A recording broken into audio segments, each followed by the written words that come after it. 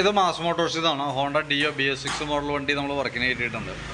നമുക്കതിനകത്ത് job കാർഡിൽ പറഞ്ഞിരിക്കുന്ന complaint engine oil മാറ്റണം, സ്റ്റാർട്ടിങ്ങിൽ ബാക്ക് സൈഡ് ടാങ്കിൻ്റെയൊക്കെ ഭാഗത്തുനിന്ന് ഒരു വൈബ്രേഷൻ സൗണ്ട് പറയാനുണ്ട്, പിന്നെ തള്ളണ സമയത്ത് ഒരു ചെറിയ സൗണ്ടും ഒരു പിടുത്തം പോലെയൊക്കെ കാണിക്കുന്നുണ്ട്, റണ്ണിങ്ങിൽ വണ്ടി ഓഫായി പോകുന്നുണ്ട്. ഇത്രയും കേസാണ് മെയിനായിട്ട് പറഞ്ഞാണ്.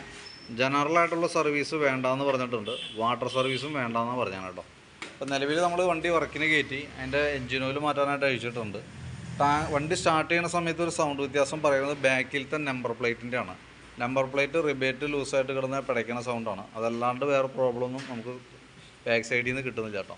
തള്ളണ സൗണ്ട് തള്ളുമ്പോഴുള്ള സൗണ്ട് എന്ന് പറഞ്ഞാൽ ഈ ക്ലച്ചിനകത്ത് വരുന്നൊരു വീലിൻ്റെയാണ്. ഇപ്പോൾ നമ്മളിങ്ങനെ നിർത്തിയിട്ട് കറക്കുമ്പോൾ തന്നെ അറിയാം ആ ക്ലച്ചിൽ വന്നൊരു വീലിൻ്റെ ഒരു പ്രോബ്ലമാണ്.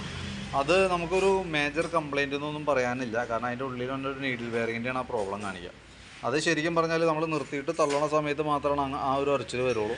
നേരെ മറിച്ച് വണ്ടി ഓടുമ്പോൾ സമയത്ത് ക്ലച്ച് ഫുൾ യൂണിറ്റായിട്ട് ഓടുമ്പോൾ ആ ബെയറിങ്ങിന് അവിടെ ഒരു റോളില്ലാത്തൊരു കണ്ടീഷൻ വരും. നിർത്തുന്ന സമയത്ത് വണ്ടി സ്ലോ സ്പീഡിൽ നിൽക്കുമ്പോഴാണ് ആ ബെയറിങ് വർക്കാവുള്ളൂ. അതേപോലെ തന്നെ തള്ളണ സമയത്തും ആ ബെയറിങ് വർക്കാവും. അല്ലാത്ത സമയത്ത് വണ്ടി ഓടുന്ന സമയത്ത് അത് അതിന് പ്രവർത്തനമില്ല, പ്രത്യേകിച്ച് റോളില്ല.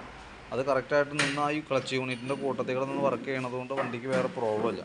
പിന്നെ ആ സൗണ്ട് മാറ്റാനായിട്ട് പറ്റും. ആ ക്ലച്ച് ആ വീൽ യൂണിറ്റ് മാറ്റിക്കളഞ്ഞ് കഴിഞ്ഞാൽ കംപ്ലീറ്റ് മാറും. പക്ഷേ കുറേ കഴിയുമ്പോഴത്തേക്കും ഇതേപോലെ വീണ്ടും കാണിക്കാനുള്ള സാധ്യതയൊക്കെ ഉണ്ട്. അതിന് വേണ്ടിയിട്ട് അതൊരു മേജർ കംപ്ലയിൻ്റ് അല്ല, കോമൺ ആയിട്ട് വന്നൊരു പ്രോബ്ലമാണ്. നമുക്ക് ഒരു ഇതില്ല, 100% ക്ലിയർ ആവണമെന്നുണ്ടെങ്കിൽ നമുക്ക് ആ വീൽ അഴിച്ച് മാറ്റിക്കളഞ്ഞാലാണ് പറ്റുള്ളൂ. ഏകദേശം ഒരു 1000-1500 രൂപ അതിന് മാത്രം ചിലവ് തന്നെ കേസാണ്, പ്ലസ് ലേബർ ചാർജും വരും.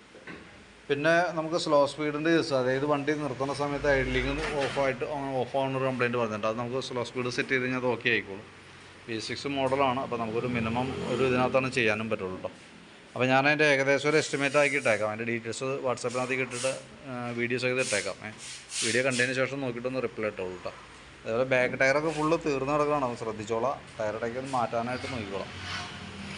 അപ്പോൾ ഞാൻ ഡീറ്റെയിൽസ് വാട്സാപ്പിലേക്ക് ഇട്ടേക്കാം. ക്ലച്ച് യൂണിറ്റിൻ്റെ കേസ് അതേപോലെ സൗണ്ട് 100% മാറണമെന്നുണ്ടെങ്കിൽ പറയണം, എന്നാലാണ് നമുക്കതനുസരിച്ച് അറേഞ്ച് ചെയ്യാനായിട്ട് പറ്റുള്ളൂ. അപ്പോൾ നോക്കിയിട്ട് എന്തെങ്കിലും വീഡിയോ കണ്ടിട്ടൊന്ന് വിളിക്കുക. ഓക്കെ.